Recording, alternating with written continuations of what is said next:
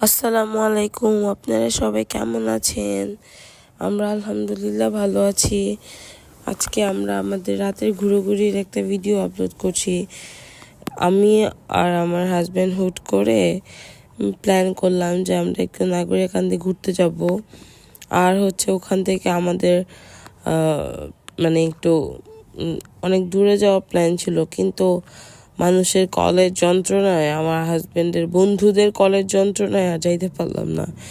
যাই হোক, ওইসব স্যাড পার্ট বাদ দেই। এইসব নিয়ে যতবার আমরা বাহিরে বের হই, এই সেম ঘটনা, সেম কাহিনী, সেম মানুষজনদেরকে নিয়ে আমাদের মধ্যে ভালো মুহূর্তটা একদম খারাপ মুহূর্তে পরিণত হয়ে যায় প্রতিদিন। যখনই বাহিরে বের হই, আপনাদের সাথে এরকম হয় কিনা জানি না, আপনাদের হাজব্যান্ডের সার্কেলের লোকজন তখন আপনাদের হাজব্যান্ডকে ফোন দিয়ে নিয়ে যায় কিনা জানি না, বাট আমরা খুব ভালো সময় কাটাচ্ছিলাম। সে আমাকে অনেকদিন পর এরকম ভালোভাবে কোথাও রোম্যান্টিক ওয়েতে নিয়ে যাচ্ছিল। আমরা ওখানে বসে দুজন চা খাবো। দেন আমাদের নাগরিকান্দি ঢাবায় তান্দুর তো রাতে অনেক সুন্দর লাগে। দিনের বেলা বন্ধ থাকে, রাতে এটার এনভায়রনমেন্ট এত সুন্দর থাকে, একদম চারপাশে এত সুন্দর নিরিবিলি। আর এই ঠান্ডার মধ্যে গরম গরম চা হলে তো আর কিছুই লাগে না। ওদের ডেকোরেশনটা অনেক সুন্দর। আপনারা চাইলে এখানে ভিজিট করতে পারেন, যদি আপনাদের হাজব্যান্ডের ফ্রেন্ডদের খুব তাড়াহুড়ো না থাকে যে ওরা আসা মাত্রই আপনাকে ফোন দেওয়া শুরু করবে। আপনার বউয়ের সাথে সময় কাটানোর কোনো ওয়েই নেই। আমি আমার হাজব্যান্ডের সাথে যতবার বাহিরে বেরোইছি, আই সোয়ার, আমার আল্লাহর কসম, ওর ফোন, ওই লোকের ফোন আসবেই। আসবে কি, আসা মাত্রই আমার জামাই পাগল হয়ে ছুটে দৌড়ায় চলে যাবে। কোনো ডেট মেট কিচ্ছু নাই, কোনো প্ল্যান টেন কিচ্ছু নাই। ও যে ওর মাথার মধ্যে ওর বোর্ডে নিয়ে কিছু একটা প্ল্যান করছে, সেটার কোনো ইয়েই নেই। আমরা ভাবছি যে আমরা চা খেয়ে যাওয়ার সময়, এখান থেকে যাওয়ার সময় ওই চক্ষু হাসপাতালের সামনে থেকে যে একটা বৃহস্পতিবার ছিল, তো সেদিন মেলা বসে, তো মেলা থেকে টুকটাক কিনে নিয়ে যাব বাজার সদাই করবো আসার জন্য। সেটা আর হলো না। তারা আমার জামাইয়ের জন্য মরে যাচ্ছিল, সো দ্যাট আমরা আর করতে পারি নাই। ফোনা চলে আসছে, আর সেও তাদের জন্য একদম পাগল হয়ে মরিয়া হয়ে চলে গেছে। এর মধ্যে আমাদের সাথে একটা ছোট্ট বিল্লু ওখানে ছিল, ওর নাম নাকি শিলা।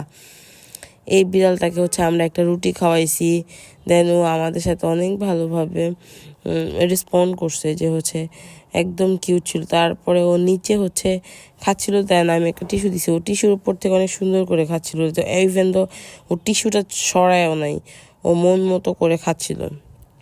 আমার কাছে আসলে একটা জিনিসই খারাপ লাগে, যে আপনি যখন জানতেছেন যে আপনার পাশের বন্ধুটা তার ওয়াইফকে বা তার হাজব্যান্ডকে নিয়ে বের হয়েছে, তখন আপনার তাকে সেকেন্ড টাইম ফোন দেওয়া বা ডিস্টার্ব করা উচিত নয়। ইভেন আমি তো মনে করি যে আমার হাজব্যান্ড মনে হয় জীবনও কাউকে বলবে না যে আচ্ছা আমি আমার বডি নিয়ে বের হয়েছি, আচ্ছা তাড়াতাড়ি পর, আমি বা এরকম জীবনও সে বলবে না।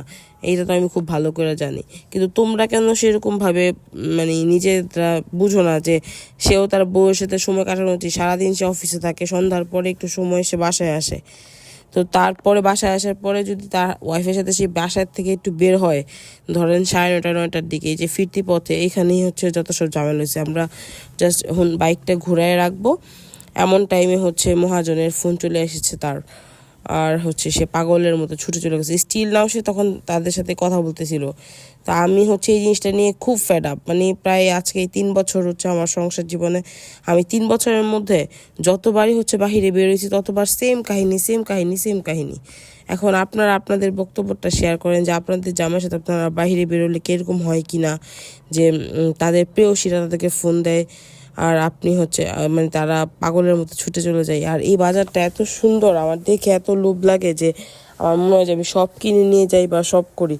আমার এই জন্য আফসোসটা লাগছে যে আমি যেটা কিনবো ভাবছিলাম সেরকমভাবে শপিং বা কেনাকাটা করতে পারি নাই এখান থেকে, টুকটাক বাসার জন্য বা এভাবে। এখানে এই আমার এখন নতুন নতুন সংসার হওয়ার, নিজের বাসা হওয়ার পরে এইসব জিনিসের প্রতি খুব বেশি ইন্টারেস্ট জাগছে। যাই হোক, আমার জন্য দোয়া করবেন, আমার জন্য ফিউচারটা একটু ভালো হয়। আল্লাহ হাফেজ।